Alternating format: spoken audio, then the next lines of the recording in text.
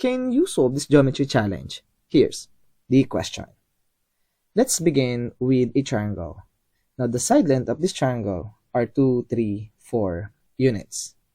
Now, let's draw some segments inside of it, like this, and consider these three angles. And these three angles are the same measurement, and let's call this as x. Now, the question is, what is the value of tangent of x? Now, pause this video right now and see if you can answer this question, because I will show you the answer and the solution in 3, 2, 1. Alright, the answer to this question. Tangent of x is equivalent to 3 times square root of 15 all over 29. Now, the question is, how do we get this value? So, let's find out. Consider this figure. This angle x, or this configuration, is a well-known configuration, and this angle x is what we call the Brocard angle. Now, your question is, what is a Brocard angle? So, here's the basic definition. The Brocard angle is a unique angle associated with the given triangle. It is the single, equal angle formed when lines are drawn from the vertices to a specific interior point known as the Brocard point. In our figure, this point is what we call the Brocard point. Now, there's a lot of identities with respect to this angle, Brocard angle, and here are some identities. So, given this angle omega, and this is called the Brocard angle, we can say that 1 over tangent of omega is equal to 1 over tangent of A plus 1 over tangent of B plus 1 over tangent of angle C. And also, tangent of omega, or this Brocard angle, is equivalent to 4 times ABC, or the area of this triangle ABC, all over A squared plus B squared plus C squared, or simply the sum of the squares of the side of this triangle.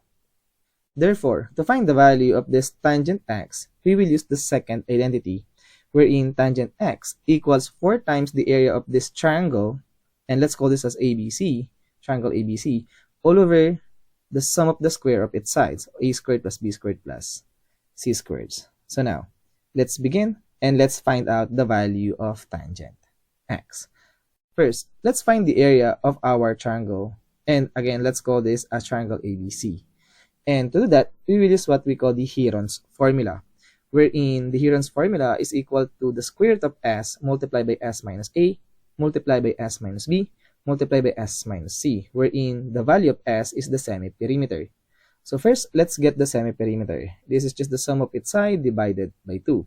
So we have 2 plus 3 plus 4 divided by 2, which is equivalent to 9 over 2. Now, we have the value of s, or the semi-perimeter. So let's substitute this value to our formula, and here it is. So we have the area of the triangle equals the square root of 9 over 2 multiplied by 9 over 2 minus 2 multiplied by 9 over 2 minus 3 multiplied by 9 over 2 minus 4. Now let's simplify first this expression.